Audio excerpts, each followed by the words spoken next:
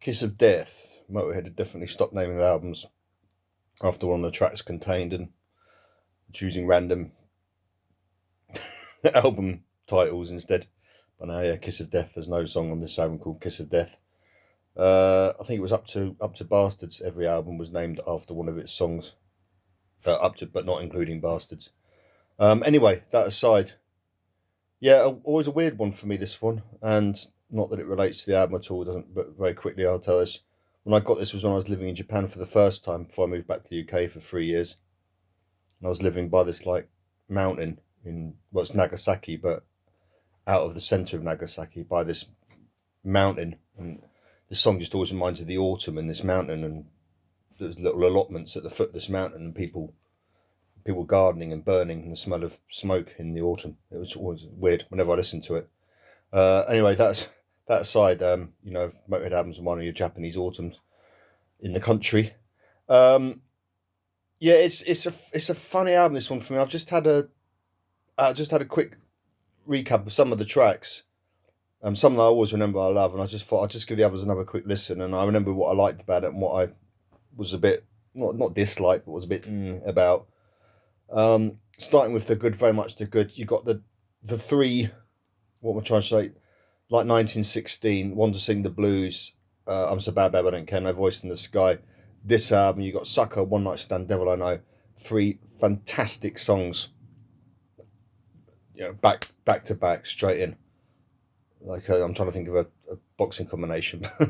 1, 2, 3 or something, but yeah, straight in. Like you could have played those songs live when Motörhead always played. Was it the first 3 songs? Yeah, straight in, and then Lemmy might do a bit of talking or something. This album's much the same. 3 very strong tracks. Sucker, just straight away, balls to the wall Motörhead if you're musically minded. It's a classic root, minor third, fifth. I mean, it's Snaggletooth, Iron Horse, Like a Nightmare. Endless songs. Just that riff, just played at a different tempo or timing, or not timing, but so much. But yeah, different variations on the same riff. But yeah, straight away it's like, oh, Motörhead, we're back. You know, here's another album. It's like bang, yeah, Sucker. We think you're just full of shit. Let me just putting someone firmly in their place there. Yeah, nobody cares if you're in or out. We're gonna give you a smack in the mouth. Stuff. Yeah, it's the lyrics about as subtle as the riff, but yeah, it's just full on 100 mph Motörhead. Brilliant. Yeah, brilliant opener. And then really clever, One Night Stand. I've been a slut all my life. Wish every night was a one night stand.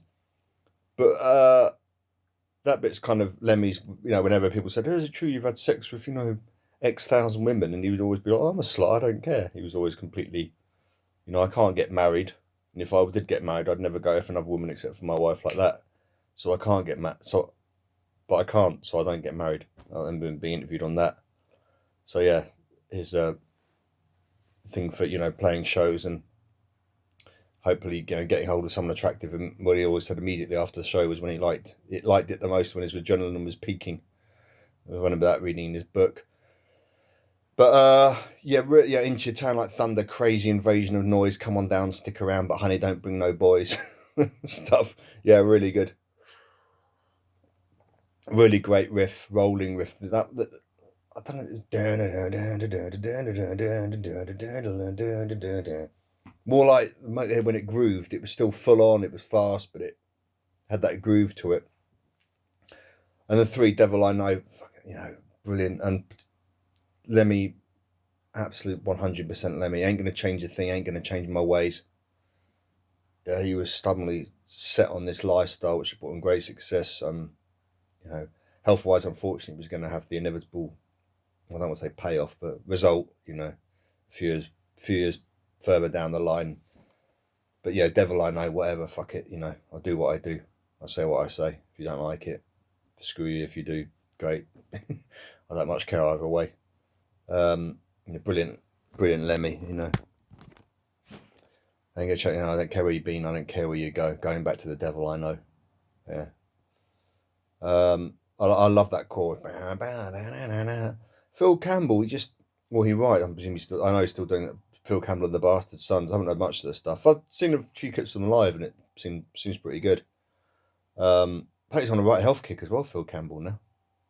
Doesn't smoke, doesn't drink. I know he couldn't make Lemmy's funeral because, well, this is, I don't want to speculate on the guy's private life. He had some health concern of his that needed, it was like an operation or something. So I don't know if he's having to take it a bit easy now, but he's quit his bad habits. That I did read. I read an interview of him saying he knocked on the head. He had to use hypnosis for smoking. He said that was the most tricky one, and that is a bastard habit to give up. Devil I Know, yeah. But anyway, back to what I was saying. Yeah, he's just right. He's brilliant riffs, and a lot of the time they're not. In this one, you can kind of hear it, but a lot of stuff like Crazy Like a Fox and stuff on other albums, on the Overnight Sensation album, you write these brilliant sort of, I don't know how to describe it. Anyway, just great riffs that kind of underappreciated, but they don't stick out. They're not conspicuous. They don't jar, but they drive the song on. They add to the song. That's one of his great strengths. That 4 Trigger, right? This is where it starts to get a bit slightly meh for me. For me, there's too much filler on this album. It's not bad filler, not bad songs. One thing I like, I said before, there was that certain, I always say, so apologies, this fucking provokes an eye roll, but this Zen thing about Lemmy, but when it took off, it became more than just the song. It had that extra sort of thing that you feel more than you can think what it is. You know, I think it just grabs you, and that's classic Motörhead. And I think it was when things became a bit more, I'm grasping for words, it's just a word, so a bit more 3D, the song became multi-dimensional. You know, you could read various meanings into the lyrics. Lemmy was definitely, you know, on a roll and stuff, and he'd allude to various things and stuff. What became a bit tedious sometimes was when Lemmy went overboard on military history, or, you know, all humans are scum, and he's just started shouting it at you. Not that it particularly relates to this track Trigger. I mean, I can't even remember how it goes, to be honest. But I do remember this album had a bit of it. Just sort of being, this bit like being talked at. It's a bit sort of boorish. I hope it doesn't sound like blasphemy to say that, but, you know, I'm a Motörhead freak, so, but still I can hopefully view it objectively. You know, I liked it when it sort of took off, and you'd have, you know, stuff like tracks like In the Name of Tragedy, where it could be comedy, it could be serious, it could relate to the human condition. You know, did you bang your head? Do you still feel like a monkey? And all this, you could read multiple, you know, it could be various meanings. But when it's just like, you know, humans are so stupid, they start wars. You know, it's a bit, oh, yeah, all right, mate, you know, fucking hell, we do our best. Sometimes, you know. Under the Gun. Yeah, see, I listen to these and then really gone out of my head. Like, God Was Never Going to Warn, God Was Never on Your Side. This one could almost have been off Bastards. This was the sort of acoustic-y going into a heavy track, and I've appreciated this one a lot more. I mean, I've always recognised it's a good song, especially after the 2 before it, which, as I say, to me, but it's never been particularly for me until I worked out to record it myself on YouTube, and then I've started to appreciate it a lot more, because I've seen there's covers of it, and, you know, covers of it got these covers have got tens of thousands of views and stuff, and, like, to be honest, not to put shit on anyone, but they're not that particularly great. So I thought, oh, I'll have a go at this. And then, of course, you know, I've had about 30 hits since whenever I did it, like 4 months ago or something. But yeah, so I worked it out and I played it, and it's given me a lot more appreciation for the song. But yeah, it's got that Bastards when they're doing the acoustic-y thing, and then like Daddy Kiss Me, and then the electric, you know, the heavy stuff kicks in. Yeah, let the fire suffer years and shine. That sort of thing. So yeah, good strong track, and it has become a sort of minor Motörhead classic. I know it's on YouTube. It's got the actual Motörhead song has got, you know, millions of views. It's one of those ones that resonates with a lot of people. I think particularly I see a lot of comments in German and stuff. I seem to like the Germany, which has always been a massive Motörhead, or always was a massive Motörhead stronghold. You know, Motörhead. I think Germany basically saved Motörhead's career a few times, you know, so Dankeschön, Deutschland. Living in the Past again. Living in the Past, I vaguely remember it, but maybe I was a bit stern before about, like, moaning about when Lemmy starts talking too much out at the listener, but preaching too much to the listener. But yeah, I can't remember anything that side. I can't remember about living in the past. 8 Christine. Yeah, sort of Lemmy's 12-bar fixation. He managed to get one in on a lot of albums, so it's all right. It could be like Be My Baby. It could be like Bad Woman or a few others. 12-bar ones. He's done 12-bar boogies. Sword of Glory. And I only know that one just because I listened to it. Again, so basically the middle of this album starts to become very sort of, I get bogged down in it. I can't really, no song is really doing it for me, apart, slightly like God Was Never On Your Side or Christine very slightly, just because Christine takes it away from a bit of that, all men doomed to suffer or something. I tend Be My Baby, there's a Motörhead classic. Love that song. That's like, hearing that song was like, okay, great, here's another, shake up, shake, wake up, you bastards, divide and rule. Really good. Live it was cool, but unfortunately Phil had to do the wake up or something. Yeah, he's got great trouble like even pitching a note, let alone singing. So yeah, live it was had all the energy there and stuff. It's a great song, so it's got the energy. So, and when it's a good song, this one like on this album, the production is great because it's Cameron Webb, who's fantastic. But when it's a good song, you can overlook things like that. Like live, if the vocals are a bit shaky, backing vocals, who cares? Even on an album, the production's not that great. Like say, arguably 1916. So anyway, don't know where I'm going with that. But yeah, Be My Baby. That song to me is like on this album. It's like, oh yeah, like good. Here's a track. It kind of has that for me after the ones before it, which after a while I just skipped through. I had more. I mean, this is 2006. I got it, autumn 2006. So I had more patience back then. I was but a young lad at 30. So I'd listen to all the tracks through a number of times. Hope maybe they grow on me and all that sort of thing. Now I'm a lot more like after a while, sucks. Just skip it. So, but yeah, I remember Be My Baby. And Kingdom of the Worm, yeah, again, I just that's that beginning was like, yeah, okay, thanks. Yeah, didn't do anything for me. And then Going Down, which I believe was written with Phil Campbell's son. Good ending on that one. Good one. Yeah. Kind of reminds me of Traitor from Rock and Roll.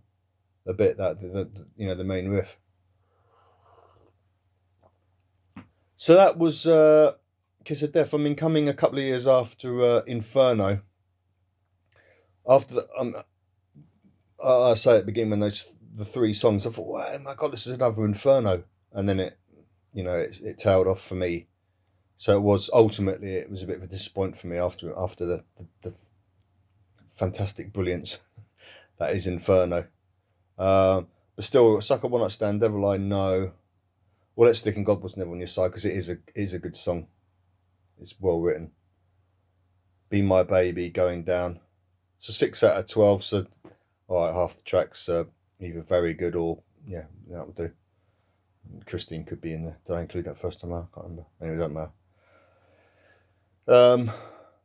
So yeah, if I skip through the tracks I didn't like, which is basically roughly half the album, then it's not bad at all. And some guest appearances. CC DeVille, is that the geezer from Poison?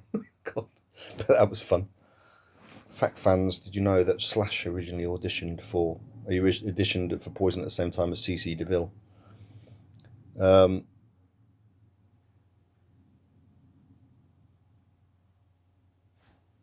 Alice in Chains, Mike Inez, additional bass guitar and Under the Gun. God, I didn't know anything about Alice in Chains till recently. That was like the band when I was at college everyone was into. I don't know why. And then I googled them and I heard the band, the songs, just called Could. Was it Would or Could? But yeah, really good. Shame about the singer, poor guy. makes you realise how, to be in that world, like Lemmy and that, it's a good job some of them are that stubborn. You look at the Kurt Cobains and the guy from Alice in Chains and that. Anyway, yeah, so it once again it got the usual reaction music press, more of the same from Motörhead. On this occasion, they had a slight point with that, something that really pissed me off something like before, as I say, Inferno, when it's like, to me, it was like new music. It was Motörhead, but they'd like created something new, and then to hear someone say, oh, more of the same. And it's like, no, you're just being a lazy twat, aren't you? You don't know really what we're talking about. If it was, bloody Coldplay, you'd be, oh my God, this is just, oh God, I'm crying. That's what the English press was like, and probably still is. A lot of it. Yeah, God, what I didn't intend for this review to be quite so vitriolic, but yeah. Anyway, so that was Kiss of Death. Say half the album is good for me. Put it that way. Anyway, is a cup half full or half empty? Let's always go for the half full. Yeah. So yeah, it was 50% pretty good for me.